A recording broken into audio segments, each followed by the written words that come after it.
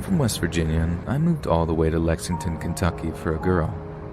Now, that might be, well, the scariest part of the story, that a dude from West Virginia moved over the border to Kentucky and only for a girl, but I assure you, it gets worse. A lot worse. She was super affectionate when we first got together, like I couldn't have wished for a better girlfriend.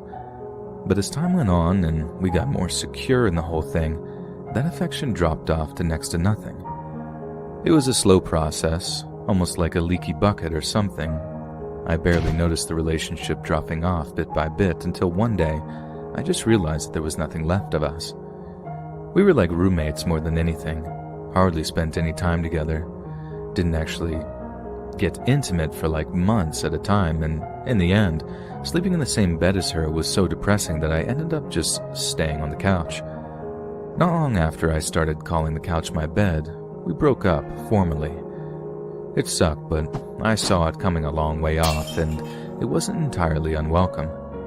And that's when I started talking to this girl on Reddit.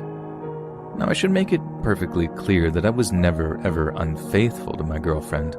Only when we broke up, I was so starved for affection and female attention that I looked for it wherever I could.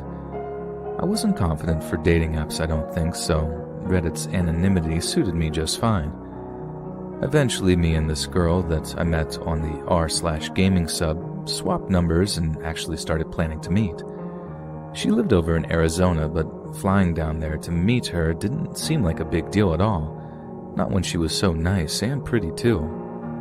I remember staying up super late talking to her one night, trying to keep my voice down so my ex wouldn't hear.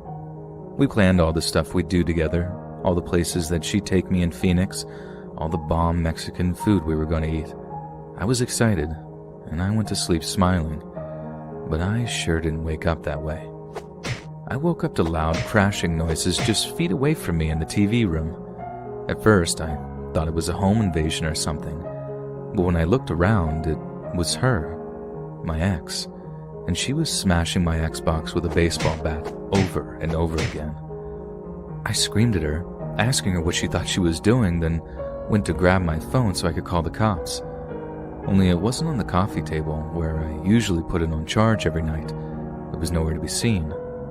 That's when my ex started ranting about how I'd been cheating, how she knew everything, and then mentioned the Reddit girl by name before she swung at me with the baseball bat.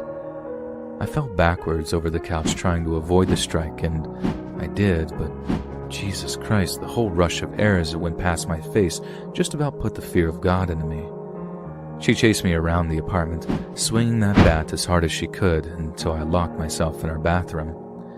I thought I might be able to reason with her from the other side of the door, to be able to actually explain that the Reddit girl was someone I started talking to after we broke up. But she actually tried to bash the door down, and I'm still amazed that she didn't manage it. Like it was legit like that scene from The Shining. She bashed a hole in one of the wood panels and proceeded to scream through that. Thank God it wasn't big enough for her to reach through and unlock the door, otherwise I'd have been in some serious trouble. Eventually she calmed down enough to stop trying to kill me, but she wanted me out of the apartment, like that night. I didn't even gather everything up. I just threw some essentials into a bag and got out of there. I kept imagining her sneaking up with a kitchen knife or something, catching me off guard and then just stabbing me to death or something. I've had friends ask me why I didn't just restrain her, why I was so scared of a girl. But that's about the dumbest response I've ever had to this whole story. A swing from that bat or a stab wound in the right place, it wouldn't have mattered what was or wasn't dangling between a person's legs. I'd have been dead as a doornail.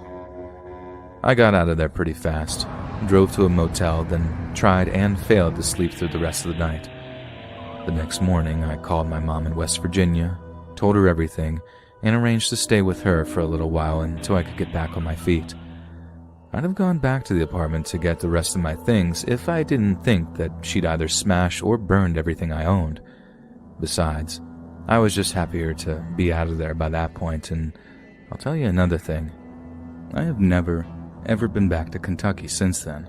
I'll wait until Tyler Childers comes back round to Virgie, rather than bring up all those bad memories.